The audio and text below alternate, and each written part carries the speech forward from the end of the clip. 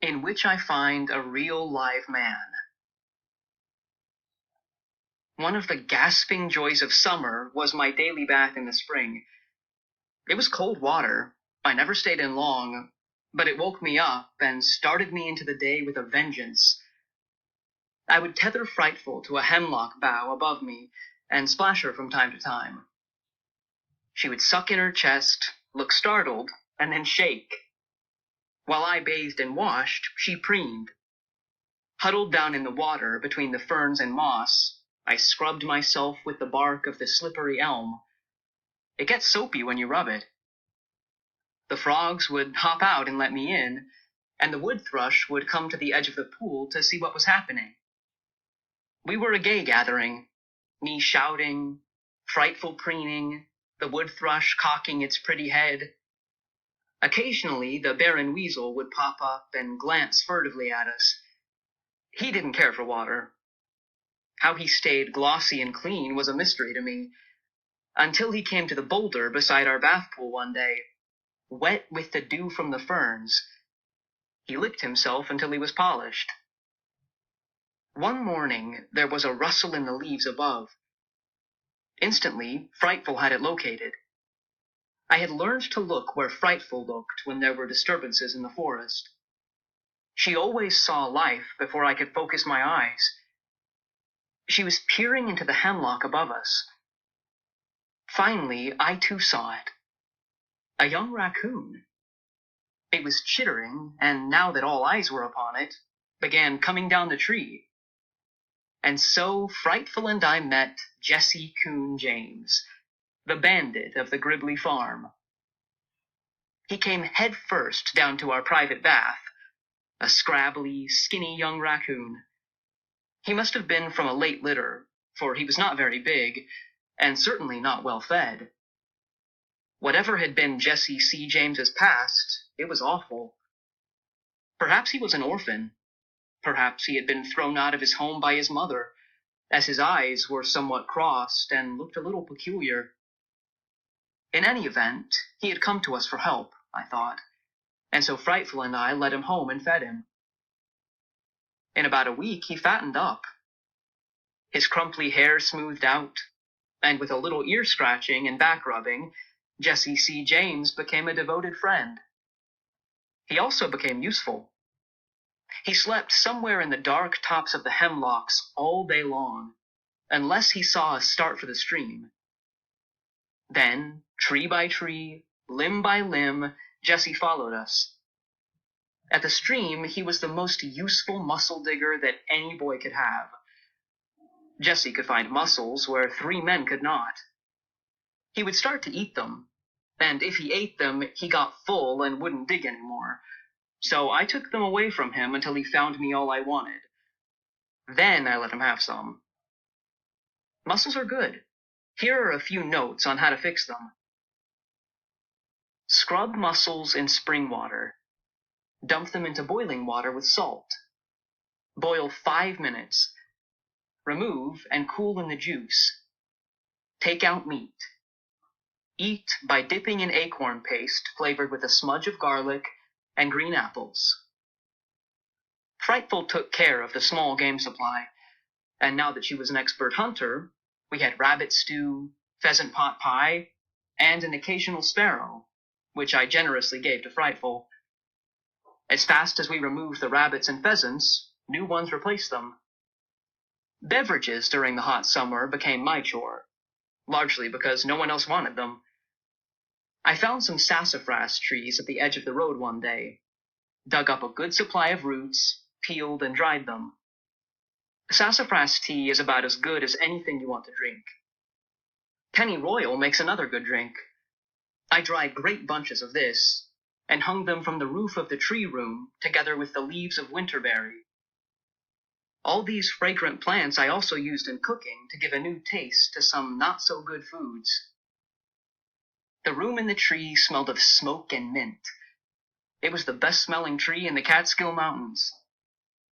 Life was leisurely. I was warm, well-fed.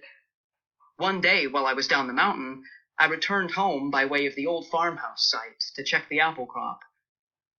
They were summer apples, and were about ready to be picked. I had gathered a pouchful and had sat down under the tree to eat a few and think about how I would dry them for use in the winter, when Frightful dug her talons into my shoulder so hard I winced. "Be gentle, bird," I said to her. I got her talons out and put her on a log, where I watched her with some alarm. She was as alert as a high-tension wire, her head cocked so that her ears, just membranes under her feathers, were pointed east. She evidently heard a sound that pained her. She opened her beak. Whatever it was, I could hear nothing, though I strained my ears, cupped them, and wished she would speak. Frightful was my ears as well as my eyes. She could hear things long before I. When she grew tense, I listened or looked. She was scared this time. She turned round and round on the log, looked up in the tree for a perch, lifted her wings to fly, and then stood still and listened. Then I heard it. A police siren sounded far down the road. The sound grew louder and louder, and I grew afraid. Then I said, "No, Frightful. If they are after me, there won't be a siren. They'll just slip up on me quietly." No sooner had I said this than the siren wound down, and apparently stopped on the road at the foot of the mountain. I got up to run to my tree, but had not gotten past the walnut before the patrol cars started up and screamed away.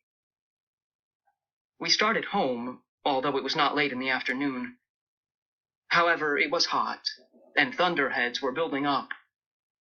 I decided to take a swim in the spring and work on the moccasins I had cut out several days ago. With the squad car still on my mind, we slipped quietly into the hemlock forest. Once again, Frightful almost sent me through the crown of the forest by digging her talons into my shoulder. I looked at her. She was staring at our home. I looked too. Then I stopped, for I could make out the form of a man stretched between the sleeping house and the store tree. Softly, tree by tree, Frightful and I approached him. The man was asleep. I could have left and camped in the gorge again, but my enormous desire to see another human being overcame my fear of being discovered. We stood above the man. He did not move, so Frightful lost interest in my fellow being. She tried to hop to her stump and preen. I grabbed her leash, however, as I wanted to think before awakening him. Frightful flapped.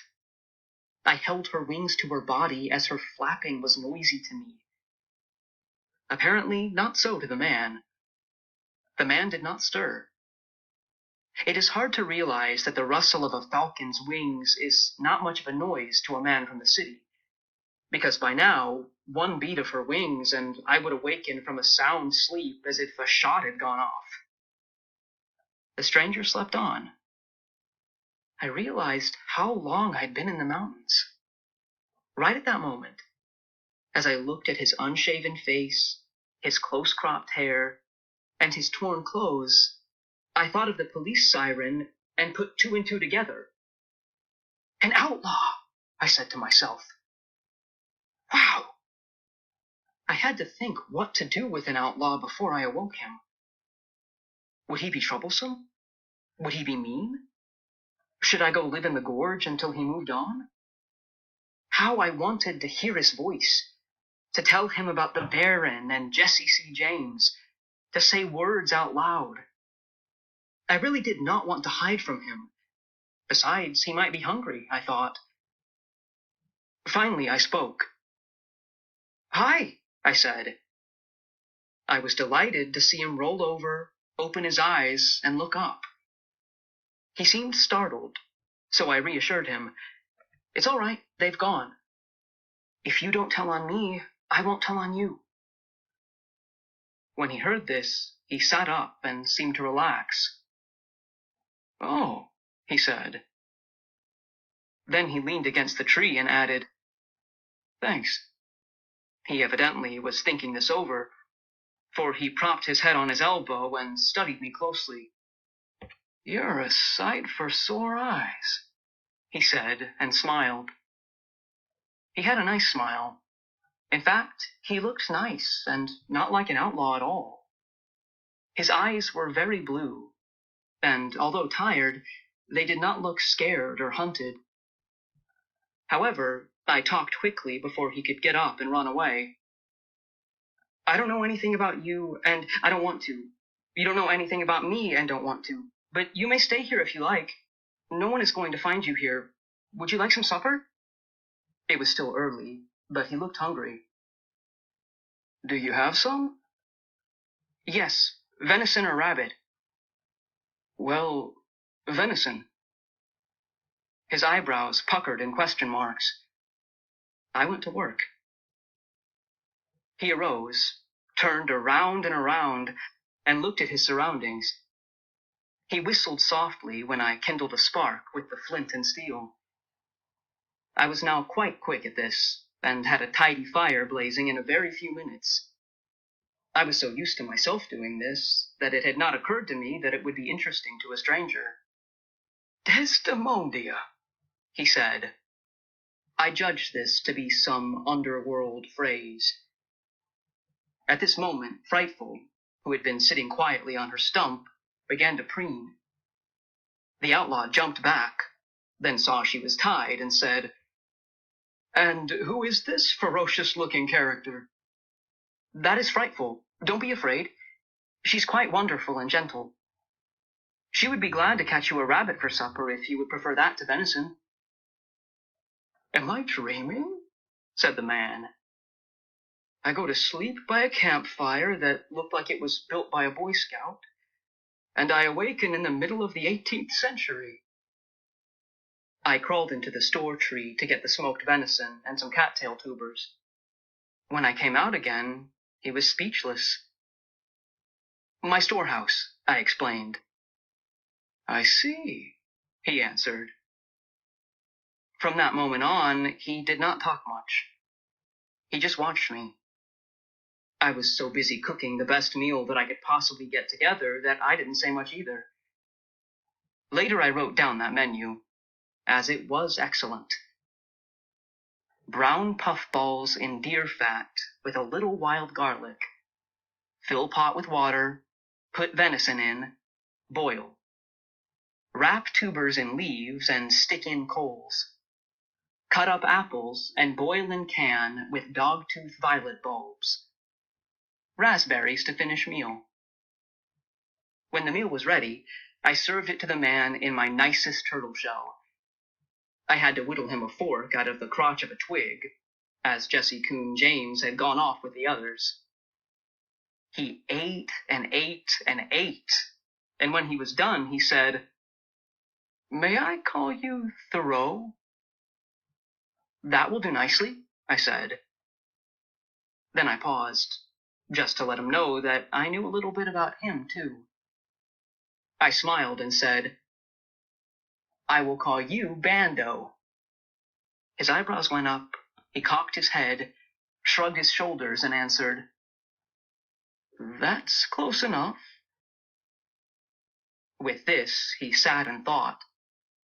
I felt I had offended him, so I spoke. "I will be glad to help. I will teach you how to live off the land. It is very easy. No one need find you." His eyebrows gathered together again. This was characteristic of Bando when he was concerned, and so I was sorry I had mentioned his past.